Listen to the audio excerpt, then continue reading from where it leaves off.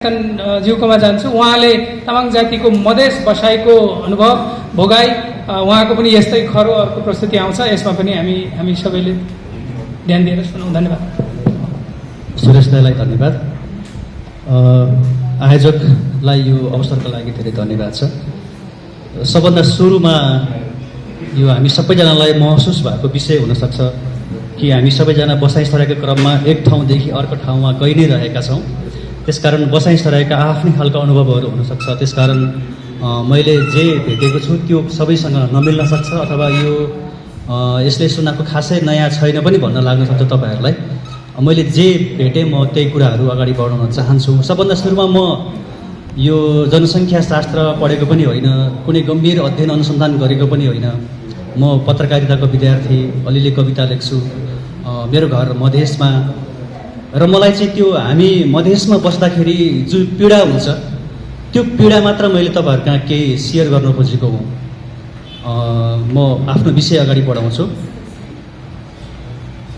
पहिला सुरुमा यो खास गरी मैले यो आजको यो प्रेजेन्टेसन चाहिँ मधेस अध्ययन भन्ने एउटा पत्रिका जर्नलमा एउटा 8-9 हजार शब्दको छापिएको छ एउटा आर्टिकल। मैले त्यसैको सारांश तपाईँहरूलाई सुनाउन खोजेको हुँ।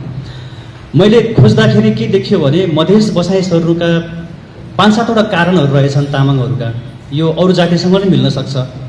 पहिलो कारण मैले के भेटेँ भने यो गोर्खाहरूको रैती बन्न अस्वीकार गर्नु र त्यो अस्वीकार गरिसके पछाडि त्यसको बदलामा चाहिँ तामाङहरूमाथि दमन हुनु अनि नरसंहारै हुने तरिकाले गोर्खाहरूले चाहिँ दमन गर्नु। दोस्रो कारण त्यो भेटेँ र दमन र नरसंहार गरिसके पछाडि उसको भूमि खोसियो।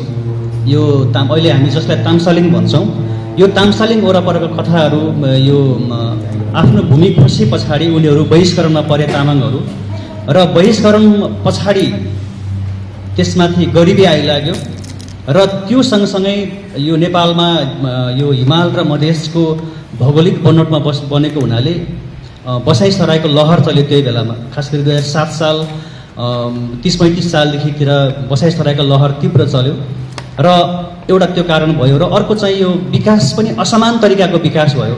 मध्य पहाडी क्षेत्रमा एकदमै धेरै फोकस र अरू क्षेत्रमा कम फोकस भएको हुनाले यिनै कारणले तामाङहरू बसाइ सरेर गए भन्ने मेरो आफ्नो यो अध्ययनको निष्कर्ष हो। र यो चाहिँ 3-4वटा चरणमा मान्छेहरू बसाइ सरेका रहेछन्। खास गरी यो तामाङ यो क्षेत्र यो अहिले हामी जसलाई तामसालिङ भन्छौँ यो क्षेत्रबाट यो गोर्खा राज्य विस्तार अघि पनि हामीले पढिरहेका छौँ कि यो तामाङहरू खासमा यो काठमाडौँभित्रको पहिलो बासिन्दा रहेछ भन्ने यो रसियन आर्कियोलोजिस्टदेखि लिएर अब धेरै विद्वानहरूको कुरा आइसकेका छ। हामीले त्यो छाँदैछ र काठमाडौँ भ्यालीबाट नै हाम्रो तामाङहरू विस्थापन अथवा तामाङहरू लखेटिन सुरु गरेको रहेछ र त्यो क्रम चाहिँ गोर्खा राज्य विस्तार अघि त्यो क्रम अलि बढी चल्यो। गोर्खा राज्य विस्तार पछि पनि त्यो क्रम अलि बढ्यो र राणाकालमा सबैभन्दा धेरै भएको रहेछ यो तामाङहरू। र के देखिन्छ भने माणिकलाल श्रेष्ठ एकजना वामपन्थी प्राध्यापकले के भन्नुहुन्थ्यो भने तामाङहरू चाहिँ भाग्दै भाग्दै थाइल्यान्डसम्म पुगेको छ भन्नुहुन्थ्यो उहाँले। त्यो बहिष्करण दमन अघि मैले जुन 6-7वटा बुदाहरू भने त्यस कारणले चाहिँ तामाङहरू भाग्दै भाग्दै गयो र रणबहादुर शाहको पालामा त अब तामाङहरू जतिलाई मार्नु भनेको रहेछ उसले, त्यस्तो पनि हामीले सुन्यौँ। र 7 साल पछाडि खास गरी 7 सालको पोइन्ट भनेको चाहिँ देशमा यो प्रजातन्त्र नामको एउटा केही व्यवस्था आउनु, विश्वयुद्धहरू अन्त्य हुनु, औलो उन्मूलन हुनु होइन, अनि यो वर्ल्ड सिस्टम चाहिँ बेलायतबाट अमेरिका सर्नु लगायतको विविध कारणले बसाइसराईको लहर बढ्यो। र यो 4वटा चरणमा चाहिँ तामाङहरू आफ्नो यो अहिले हामी जुनलाई तामसालिङ भन्छौँ यो क्षेत्र छोडेर पूर्वतिर गएको देखेँ मैले, पूर्वतिर गएको भेटियो। खास गरी यो सुनकोशी भन्ने नदी चाहिँ हाम्रो तामाङहरूको लागि एउटा त्यो के भन्छ सीमा रेखा जस्तो रहेछ क्या। त्यो सुनकोशीभन्दा पारी पुग्नेलाई खोला गन्दी क्याम्साङलाई भनियो, गन्दी जासमलाई भनियो। त्यो खोला तर्न चाहनेहरू कतिपय खोला तरेर पूर्व गए, थाइल्यान्डसम्म पुगे, सिक्किम बर्मा हुँदै। र अर्को चाहिँ त्यो सुनकोशी तर्न डराउनेहरू अथवा त्यो बेला माझी भेटेन होला के भेटेन होला तिनीहरू चाहिँ त्यो सुनकोशी वारिवारि नै मधेसतिर गए। यो चरणमा रहेछ। यसको अझै विस्तृतमा हामीले खोज्न बाँकी छ। अब कहाँ पुगे तामाङहरू भनेर मैले एउटा यो यसमा हेरौँ है त। यो चाहिँ खास गरी एउटा यो क्रिस्चियनहरूले तयार पारेको प्रोजेक्ट रहेछ क्या यो उनीहरूको आफ्नो उसको लागि। यो चाहिँ पाकिस्तान, नेपाल, भुटान, बङ्गलादेशको लगायतको यो युनेस्कोसँग मिलेर यिनीहरूले 1987मा चाहिँ यिनीहरूले तयार गरेको रहेछ। यसमा चाहिँ यो धेरै तामाङहरू चाहिँ जति पनि यहाँ अहिले टिक देखिन्छ यो चिनोहरू, तामाङहरू यसरी छरिएर गएको देखिन्छ। यस्तो देखियो है। र अब म तपाईँहरूलाई मेरो खास गरी यो अक्षरमा भन्नुपर्ने मेरो कुरा यति नै हो। अब म तपाईँहरूलाई दुईवटा कथा सुनाउँछु है। एउटा चाहिँ यो जोगबहादुर तामाङको कथा, अर्को चाहिँ यो खैरमारा गाउँको कथा। मलाई लाग्छ यो दुईटा कथा भन्दाखेरि ब्याट्री सक्ने लागि क्या हो। ओके भने ओके भने कथा यो जोगबहादुर तामाङको चाहिँ घर नुवाकोटको अमारेमा रहेछ उहाँको घर। उहाँ चाहिँ 2024-25 सालतिर नुवाकोटको अमारेको वडाध्यक्ष बन्नुभएको रहेछ। त्यहाँ केही नपढेको मान्छे तर छेत्री बाहुनको घरमा अरू तामाङको घरमा धनीहरूको घरमा काम गर्दा गर्दै त्यहाँ चाहिँ उहाँ वडाध्यक्ष बन्नुभयो। र त्यो ठाउँ यस्तो चिसो ठाउँ रहेछ कि त्यो चिसो ठाउँमा उहाँलाई बसिराख्न मन लागेन। र उहाँको गाउँ चाहिँ यो के भन्छ 1000 तामाङ मारिएको गाउँको नजिकै पर्छ उहाँको गाउँ। र उहाँलाई चाहिँ त्यहाँबाट उहाँले बसाइ सर्नुभयो 2024-25-26 सालतिर। उहाँ चितवन पुग्नुभयो। चितवन पुगेर चाहिँ उहाँले जमिन फाड्न थाल्नुभयो। जमिन फाड्नुभयो र मकनपुरसँग फाड्नुभयो। र फाड्दै उहाँलाई चाहिँ यो आर्मीहरूले के अरे पुलिसहरूले उहाँलाई समाएर भीमखेडी जेलमा हालियो। भीमखेडी जेलमा हाले पछाडि उहाँले महेन्द्रको नाममा एउटा चिठी लेख्नु भएछ होइन। एउटा नयाँ बासको लागि हिँडेको मान्छे महेन्द्रलाई उहाँले चिठी लेखेर के भन्नुभएछ भने सरकार कि हामीलाई रैती होइन भन्नु पर्यो, रैती हो भने हामीलाई बस्ने ठाउँ चाहियो भने उहाँले भन्नुभएछ। त्यसपछि त्यो चिठी महेन्द्र कहाँ पुगेन थाहा छैन। तर त्यही चिठीको प्रभाव भनौँ या अब त्यो बेलामा यो पुनर्वास कार्यक्रम सँगसँगै भएर संयोग पनि मिलेको हुनसक्छ। बर्दियाको राराताल भन्ने ठाउँमा चाहिँ उहाँहरूले ल सबैजना त्यहाँको जो तामाङहरू छ त्यहाँ गएर बस्ती बसाएर बस्ने भनेर उहाँहरूलाई भनियो। अब उहाँसँग त्यो बेलामा 72 घरधुरी उहाँसँग थियो अरे। नुवाकोटबाट बसाइ सर्दै त्यहाँ पुगेको।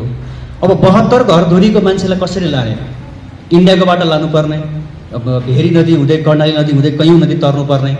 उहाँलाई साह्रै गाह्रो भयो र उहाँले अन्तमा 4वटा बस रिजर्भ गरेर चितवनबाट बर्दिया पुर्याउनु भयो। उहाँले बर्दिया पुगेर प्रत्येकले 2-2 बिघा जमिन फाँडेर बस्न थाले तामाङहरू।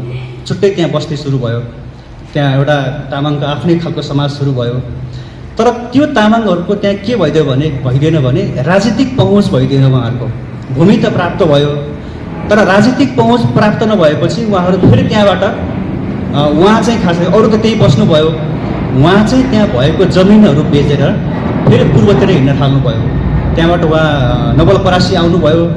नवलपरासीमा केही समय बिताएर अहिले फेरि काठमाडौँ आउनुभयो। उहाँ काठमाडौँको अहिले गोकर्णको पछाडि कुनै एउटा कुनामा चाहिँ सानो कटेरो बनाएर बस्नुभएको छ। र उहाँ अहिले 80 वर्ष पुग्न लाग्नुभयो। उहाँको 2 भाइ छोरा छ अनि 3-4 बहिनी छोरीहरू छ। अनि एकदमै अहिले चाहिँ त्यो एकदमै बेहोसमै उहाँ के भन्नुहुन्छ भने अमारे हिँड त्यहाँ चाहिँ एउटा झुप्रो बनाउनु पर्यो भनेर उहाँले एक त्यो बरबराउने जस्तो भनौँ न उहाँहरू बरबराइ राख्नु भएको छ।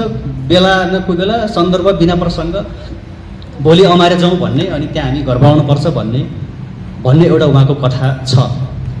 यसबाट मैले यो एउटा तामाङ 22-24 सालतिर यहाँबाट बसाइ सरेर बर्दिया पुग्यो।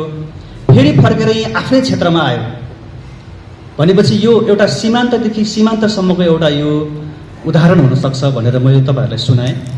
अब अन्तिममा यो खैरमाराको कथा सुनाउँछु म।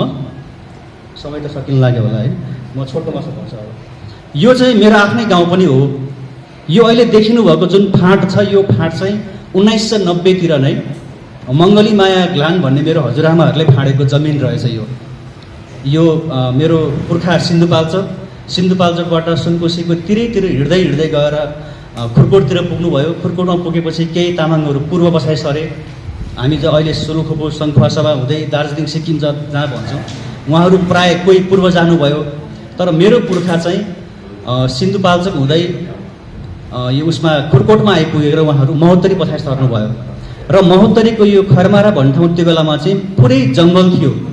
अब यो खैरका घारीहरूको जङ्गल, त्यहाँ चाहिँ केटाहरू जाँदाखेरि चाहिँ पुलिसहरूले त्यति बेलाको वनपाले आर्मीहरूले लखेटिहाल्ने रे।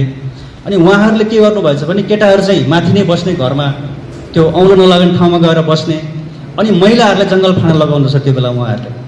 अनि महिलाहरूले हजुरआमा त्यो जङ्गल फाड्नुभयो र त्यो जङ्गल फाँडेर 2007 सालदेखि 1990देखि 7 सालसम्म पुग्दाखेरि यो क्षेत्रमा ठुलो बस्ती बन्यो। 15-20 वर्षको अवधिमा चाहिँ यो क्षेत्रमा ठुलो बस्ती बन्यो र त्यहाँ चाहिँ थिङटोल बन्यो। यो चाहिँ बर्दिवासदेखि 12 किलोमिटर पूर्व पर्छ, दक्षिण पर्छ। त्यहाँ थिङटोल बन्यो होइन, स्याङताङ टोल, च्यानखोर, अनि रुम्बा टोल, यस्तो कैयौँ तामाङ गाउँहरू बनियो। पुरै गाउँ यो अहिले जति पनि देखिन्छ पुरै तामाङहरूको बस्तीले ढाक्यो र त्यही उहाँहरूले चाहिँ आफ्नै परम्परागत पेसा गरेर खाने होइन। अब हामी छ्याङ खानेदेखि लिएर अब भनौँ न हाम्रो तामाङको बोम्बोहरू यही थिए, ताम्बाहरू, लामाहरू सबै यहाँ एउटा ठुलो बस्ती बन्यो। र यो बस्तीमा त्यो 2007 सालतिर पुग्दाखेरि के भयो भन्दाखेरि त्यो बेला चाहिँ औलो उन्मूलन भयो मधेसमा। अब अलिकति मान्छेहरू चहलपहल बढ्न थाल्यो।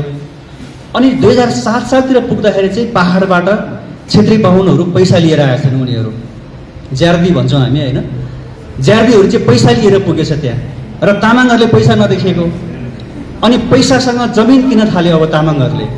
र मेरो पुर्खाले पनि कैयौँ बिघा जमिन चाहिँ त्यो पैसासँग साटेर, अनि नजिकै बर्दिवास बजार अनि गौशाला बजार जनकपुरको अलि नजिकै तामाङहरू चाहिँ अब यो 7 सालदेखि 25 सालसम्म क्षेत्री बाहुन समुदायका मान्छेहरू, उनीहरूसँग सत्ताको एउटा पहुँच थियो, उनीहरूसँग पैसाको लेनदेनको उनीहरूसँग एउटा संस्कृति पनि थियो।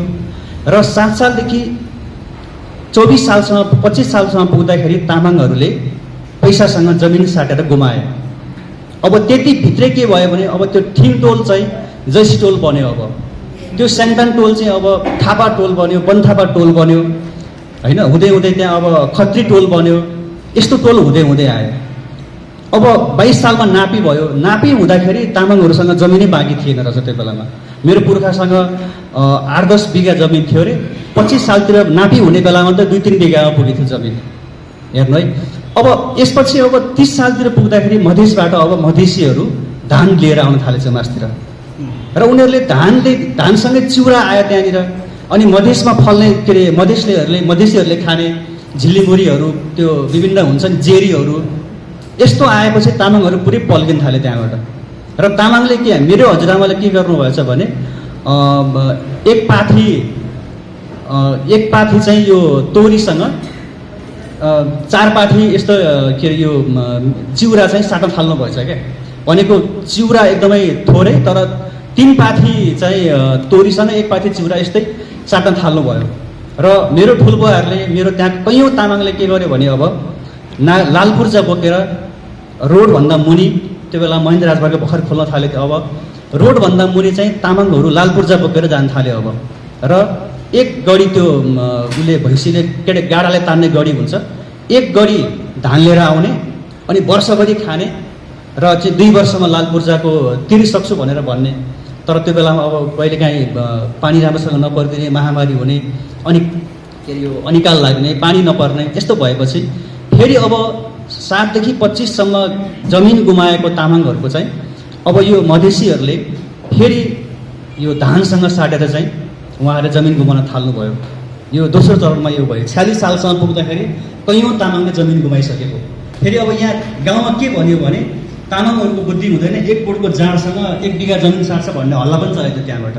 तर के गर्ने भने क्षेत्री बाहुनले अड्डामा उनीहरूकै मान्छे हुने, अड्डामा उनीहरूको मान्छे हुने, तामाङलाई फकाउँदै लाने, अनि डाँडा पाखा भनेर पास गरेको हुन्छ, लास्टमा चाहिँ तलको गैरी खेत पास गरिदिने, यस्तो कैयौँ घटनाहरू भयो।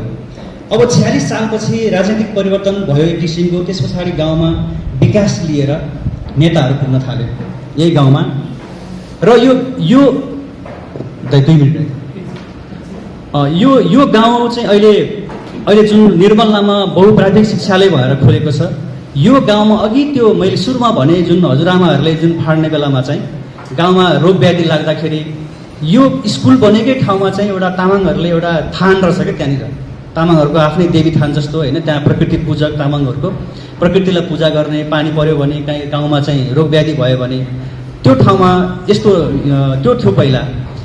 र यो ठाउँमा बिस्तारै के भयो भने एकजना चण्डी भन्ने चाहिँ पौडेल बाहुनले चाहिँ त्यहाँ मन्दिर बनाइदियो र त्यो मन्दिर पछाडि ६२-६३मा आइपुग्दाखेरि चाहिँ माओवादीहरूको जनसेना बस्ने क्याम्प यही स्कुल बाटोमा बन्यो।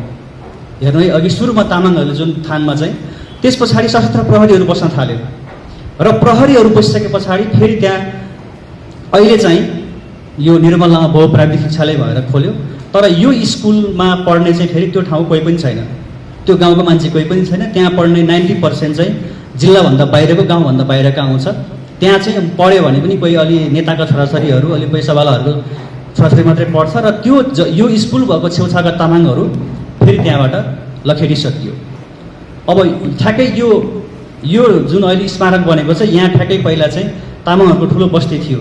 त्यो औलोसँग बस्नका लागि यो एउटा चनौरी डाँडा भन्ने ठाउँमा चाहिँ तामाङहरूले एउटा बस्ती बनाएको थियो र त्यो बस्ती विस्थापित भएर अहिले त्यहाँ चाहिँ यो शहीद स्मारक भन्ने बनाइयो। यसरी मैले देखेको बसाइसराई विभिन्न कालक्रममा चाहिँ हामी तामसालिङ क्षेत्रमा काठमाडौँभित्रैबाट विस्थापित हुँदै हुँदै हुँदै आज सयौँ हजारौँ वर्ष बित्दाखेरि मधेसमा पुग्यो र मधेसमा पनि क्रमशः यी 3-4वटा चिजहरू पैसा लिएर आयो। एकपटक धान लिएर आयो, अर्कोपटक विकास लिएर आयो र अन्ततः तामाङहरू फेरि पनि सीमान्तदेखि सीमान्तसम्मै पुग्यो र कतिपय तामाङहरू सबै थोक बेचिसकेर उसँग लास्टमा रेडियो मात्रै बाँकी रहेछ क्या उसँग। पहिला कैयौँ बिघा जमिन भएको मान्छे, धनाट एकदमै खाना लाउन पुग्ने मान्छे, अन्तिममा उसँग चाहिँ रेडियो मात्रै बाँकी रहेर त्यो रेडियो पनि बोकेर ऊ त्यहाँबाट बसाएर गएको घटनाहरू पनि हामीले देखेका छौँ। र यसको अन्तिममा अब के गर्ने भन्दाखेरि अब हामी त्यहाँका मधेसतिरका तामाङहरू 2वटा सत्तासँग एकसाथ लड्नुपर्ने भएको छ। एउटा चाहिँ त्यहाँका मधेसका सम्भ्रान्तहरू भए, उनीहरू नै त्यहाँ गाविस के अरे त्यो नगरपालिकाको मेयर बन्छ, त्यहाँका सांसद बन्छ, त्यहाँका के अरे यो त्यो प्रान्तका मुख्य मान्छेहरू तिनीहरू नै बन्छन्। एउटा हामी उनीहरूसँग लड्नुपर्ने भएको छ र केन्द्रीय सत्तासँग लड्नुपर्ने भएको छ र यो दुईवटैसँग लड्नका लागि तामाङहरूको एउटा बृहत एकता र राजनीतिक सुझबुझ एउटा ठुलो आन्दोलनको आवश्यकता देख्छु। अलिकति समय बढी लिए, माफी चाहँदै मैले कुरा सच्याउँछु। धन्यवाद। स्याङतन भाइलाई एकदमै धन्यवाद।